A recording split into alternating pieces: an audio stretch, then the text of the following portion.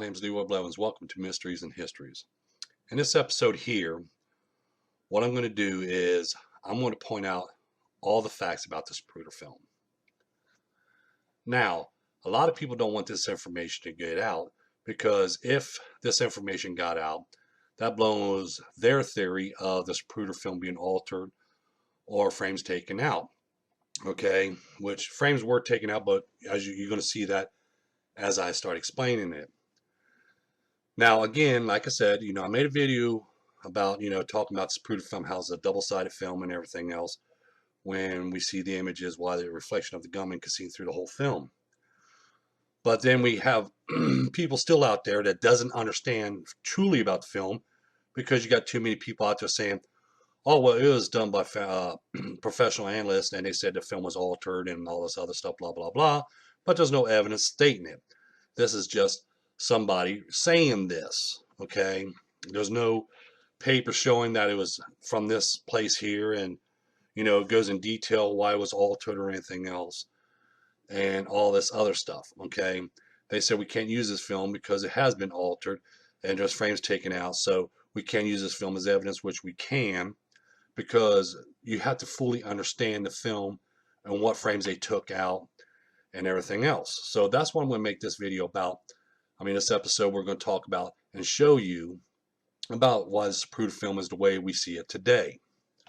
Okay, as I pointed out in my other films and everything else, the Zapruder film has a side A and a side B. Okay, on side A, which has frame 001 through frame 500. Then on side B, we have frame 501 through 1000. The Zapruder film, okay, is 25 feet for side A, 25 feet for side B in length. Both of them together will be 50 feet long. You have 500 frames on side A. You have 500 frames on side B. Both of them frames together adds up to the total of 1,000.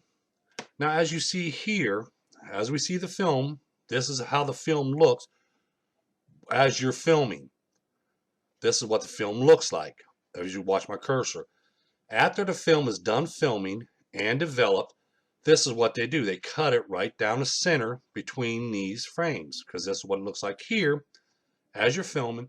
Then when they cut it, after they're done developing and stuff, they cut it right down the center, and then you have two different films which they put together to make one complete reel of film. Now, when we look at this film, okay, now we have to take consideration, which I'm going to go to the next one real quick, then we'll jump back to that one, okay, and I'm going to show you what frames they took out of this film. Frame 001 through frame 368 shows, that's on side A now, shows Mr. Zapruder's family and Mrs. Setzman talking to a couple sitting on a bench on the other side of the Pelagora there. Then Mr. Zapruder started filming Elm Street by frame 369. Then we have that break in between the film between 500 and 501, which we're switching the film around now, and now we're going to start filming on side B. And from frame 501 through frame 855 on side B now, we're going to see JFK's limo coming down Elm Street and then the assassination. Then from frame 856 through frame 1000 is blank. There's nothing filmed there. It has nothing to do with assassination. So they cut that off. So there's the part of them cutting out frames from the film. From frame 856 to frame 1000, they cut out of the film because there's nothing recorded on it. Frame 001 through frame 368 shows Mr. Zapruder's family and Mrs. Setzman talking to a couple. That has nothing to do with assassination, and Mr. Zapruder didn't want his family to be viewed over because of this film and Mrs. Setzman and stuff. So they cut them frames out. So from frame 001 to frame 368, that shows Mr. Zapruder's family and Mrs. Setzman. Them's the frames they took out on side A. And from frames 856 to frame 1000 on side B, they took their frames out because they was blank. This is why they stated and they started frame 001, which is frame 369 of side A. They switch it to frame 001 because that's when Mr. Zapruder started first filming Elm Street. Now, when they said about the numbers about, well, the headshot took place at this time, when you look at the whole film, this is being uncut when they first developed the film. Mr. Zapruder on side A started filming at frame 369 on side A, Elm Street. Then when he switched over to frame side B, places the fatal headshot to JFK at frame 682.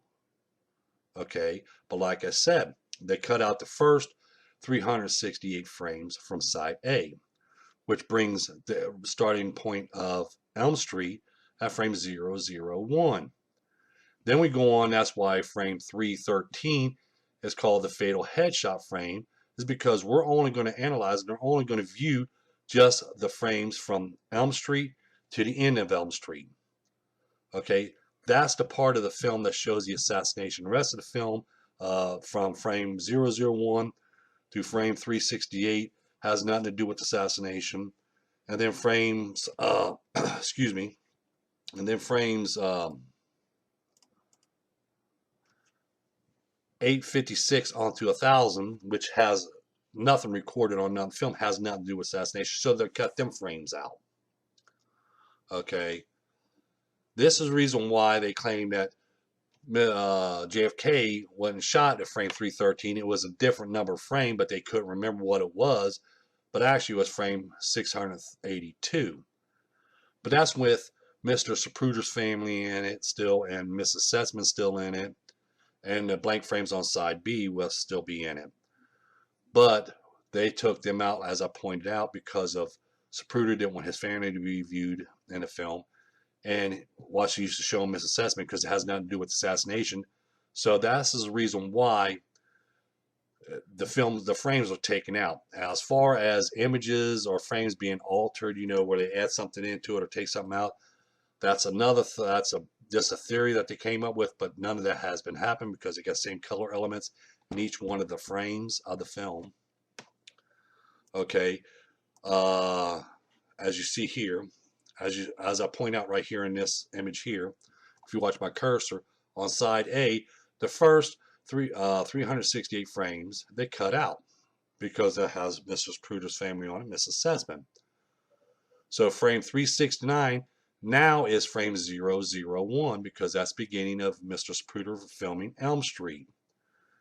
Then at the end of side A, which would be frame 500, is now frame 132 because they took out the first 368 frames. So now we're starting all over again. That's why today frame 500 is actually 132 now. Then we go to side B, and frame 501 is actually frame 133 now because they took out the first 368 from side A. Then at the end of the film, it stops at 856. That's with the other frame still added to it. But now it's frame 586 is now frame 486. Okay, and then the last 144 frames that was left on side B, they cut out because there was nothing filmed on it, nothing recorded on it. So see, it's not that hard to understand why they started this frame here, 001, because this is when Mr. Zapruder started filming Elm Street. This is why they marked it, because this is the only part of the film from this frame all the way to the end of the frame film is basically part about the assassination. The frames before this is not about the assassination whatsoever or anything else. It has nothing to pertain to that. So the films has not been altered in any way, because when we watch these films, okay, when we watch this, excuse me, they have the same color elements from one frame to next, from one frame to next, from one frame to next, one frame to next. It's always the same color elements. You can see there was nothing changed or anything except when the shots were occurred. Now, as I point out again in other frames and stuff like that, if okay, if you was going to alter something, okay, like I said, when you alter one frame of one film, one particular film, you alter that frame, you have to get all the other films and images together. The reason why you have to get all these frames and images together, because not only you would have to alter this Zapruder film, you would have to alter the Nix film, you would have to alter the Bronson film, you have to all these films, okay, the much more film and all this, you have to line them all together and they all have to be in the same place at one time. So to alter one frame, you would have to line all these other films up and alter them frames as well to pull this off, okay? Because when I line up all the films, the Much More film, the Nix film, the Zapruder film, the Bronson film, the Darnell film, and stuff, when you line all this up, okay, they all match perfectly. You can match each frames up to what frame and everything else. They all match up and they all show the same thing when they occurred, like when JFK was shot and his head exploded. The reason why they're pushing out this big ordeal about the films being altered, okay, is because of JFK right side of his head explodes. Not the back of his head, but the right side of his head. This is why they push that theory of the film was altered, because they cover, if you watch my cursor, they cover this up, they paint this all in, and they move this wound up to here. Okay, why would you want to move a wound when you can see, no matter which way you look at it, excuse me, no matter which way you look at it, JFK's head exploded. So whether it exploded out of the back, whether it exploded side, that'd be stupid altering a film to show the side of the head being exploded, trying to cover up it, well, it exploded out the back. Okay, that's kind of stupid. Okay, give some people some credit, because in the next film, when we watch it, we see this part. We don't see none of the back head of JFK's head explode. We see just, this part here explode, even in the next film. If you look at the Mormon photo shows not the back being opened up, but the top of the scalp here hanging over, but the back of the head still intact. Okay, that's even in the Mormon photo. Okay, now as I pointed out in my other videos and stuff, if I was going to alter a film, okay, I would take out shots. Okay, I wouldn't let these shots be seen, or even this gunman up here. I wouldn't even let him be in the film, showing his reflection from the county records building from the rooftop. I wouldn't even have him in there if I was going to alter an image. Just like this right here, okay, which we're going to, it's almost coming up to it. Okay, if right here, I would alter frame 399 because we see a piece of concrete flying upward and disturbance inside of the concrete of the manhole cover. And then we can see it going back to normal.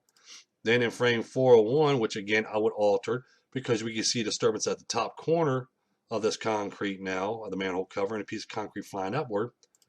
And I would alter especially frame 402 because now we can see the bullet ricocheting upward. Okay. Then I would have carried on and made sure I covered up the two shots that we took to the grass area, frame 413 and 414, because we're seeing two shots there. Then I would have covered up the shot to the street sign here, which you see right here. I would have covered this up, made sure this shot wouldn't be seen. Okay, if I was going to alter, I would be taking these shots out. I wouldn't be letting them stay in there if I was going to alter a film. So see, there's a lot of evidence in these films, okay, and in these images. And when you line them up, they all line up to one another. So for them to alter, like I said in my other video, for them to alter, they would have to have all these films and all these images in one place at one time. Because you alter one film, you have to alter the other films right along with it. You alter one image, you have to alter all the other images go right along with it, and the films. Okay? And none of these films and none of these images were in the same place at the same time. Mr. Zapruder got copies of his film. They took their copies. They gave him back his original that same day. The next film didn't come in until 2 weeks later. And his wasn't even developed. They developed, the next film was actually developed by the government because he didn't have a chance to develop the film yet. So see, none of these were in the same place at the same time. So no altering could have been taking place because all these films line up. So you see, the reason why a researcher or somebody will bring up this altering and stuff is to sell that into a story, that sells that into a book. Okay, which to me, that's called a cover up. I mean, you're covering up information there. That's why if a lot of researchers that knows this, because I point this out to them, that's why they ask me nowadays, and they're changing their story because they know this information because I told them this information. So now they're changing the story. Well, the films, when you talk to the researchers and stuff, there's still some of them there will say, the film's been altered. But then a lot of them that started this rumor about the film's altered stuff, now they say the film was never altered in any way or form because they know this information, because I gave them this information. Because they're basing their research on what people tells them. That's what they're basing research on. Me, I look for everything firsthand myself. I don't base my research on somebody else. The film, like I pointed out, okay, on side A, they did take out frames, but they took out the frames that shows Mr. Zapruder family and Mrs. Sesman. That's all they took out from side A. Side B, they just took out the end part frames because it was blank anyway. Okay, they changed the numbers of the frames because they're only going to look and study the part just that shows the assassination. That's why they have when we look at the Zapruder film, okay, we see it starts with 001 because we're just going to study and analyze the beginning of Elm Street when Mr. Zapruder started filming Elm Street to the time where he stopped filming Elm Street, because that has to deal with the assassination. The frames before this frame, beginning frame here, has nothing to do with assassinations, and the frames after Mr. Zapruder was done filming has nothing to do with the assassination because it's done and over with. We're only going to look at these 486 frames because that's the only thing that has to deal with the assassination. This is why these frames were taken out. The film was not altered in any way. I mean, I could repeat this over and over and over and over and over again, but then people still going to come out and say, no, the film's been altered. The film's been altered. No, it hasn't. It has not been altered in any way. So whether you want to believe this research or believe in that altering and stuff, because there's a lot of evidence in the Zapruder film, there's a lot of evidence in an Orville Nix film, there's a lot of evidence in a Bronson film, there's a lot of evidence in all these films and images.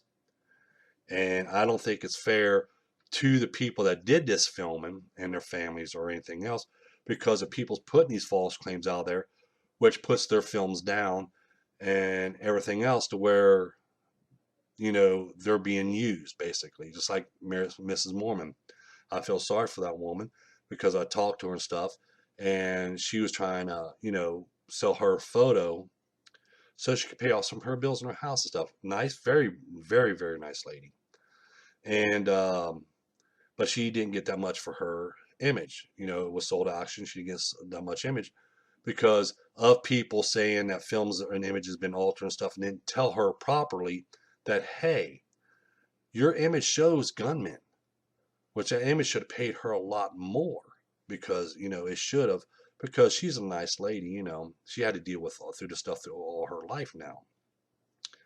But because of people and researchers claiming that these films and images have been altered and stuff, it's hurting the families that took these films and these images and stuff like that in the long run, because they're more worried about themselves making money and not somebody else.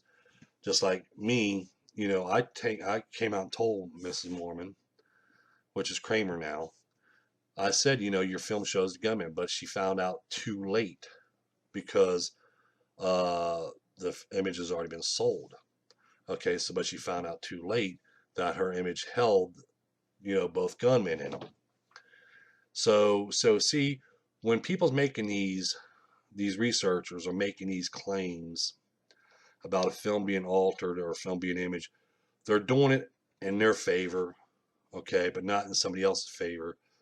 I have to give this information out because it's hurting a lot of these people that, they're not trying to make money off of JFK assassination, but the reason why they try to either sell these films or these images or anything else like that is to pay off their debts. And, they're elderly people right now, excuse me. They are older now, and they want to try to have a little money there so they can enjoy what life they have left. So that's the reason why they're trying to sell these things. And I don't blame them one bit, okay? Because you know that you work all your life and stuff. And as you know, as an economy and how life is, you work all your life, you have nothing there for you at the end, you know, when you retire. So I just wanted to make this one here, tell people there's no images, no films, or anything's been altered. And as I showed you here, and about this Zapruder film, and I went through details on what the film shows, and the reason why they took out the frames is because of this or because of that. And the only reason why they marked it one frame, 001, is because they started filming Elm Street. That's the reason why. Okay, if people want to continue on believing that this film and other images have been altered and stuff, that's fine and dandy to me because it ain't hurt me none whatsoever. But the reason is they don't understand it's actually hurting the field of JFK of actually getting this truth out, because all you're doing is you're putting off and putting off. Just like people get upset with me when I put Oswald in the middle of it, you know, being one of the assassins. Okay, instead of sitting there putting off, this case will never be closed because they're going to keep it open. Because I have people sitting there making comments even about my books and giving it low stars, and they never even read my book. They never even gone over my book. They just looked at my videos here.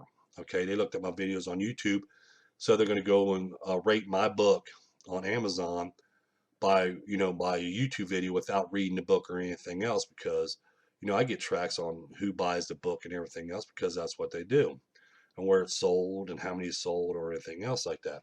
Just like me, I buy other people's books. I go through them. I got a copy of the Warrant Report. Okay, I've gone through this book here. I've got books from other research and stuff. That's like Bill O'Reilly's book, and I've got Jim Myers' books, Crossfire. I also got Robert Groden's books and stuff like that. Like I said, they're all good researchers and stuff. But like I said, they base a lot of their research on what is told to them. Okay, and the truth is never going to get out with people keep on wanting to make these false claims of films being altered and everything else, and with all this BS going out. Basically, it's actually hurting the research in the long run than it's doing any help.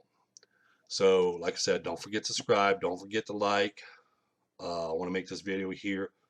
This last time I want to talk about this Zapruder film, of it was altered or analyzed, altered or frames taken out, because I just went through full detail, because I don't want to keep on repeating videos after videos over the same subject because they can't understand. So if they can't understand this after this, then I don't know what to say.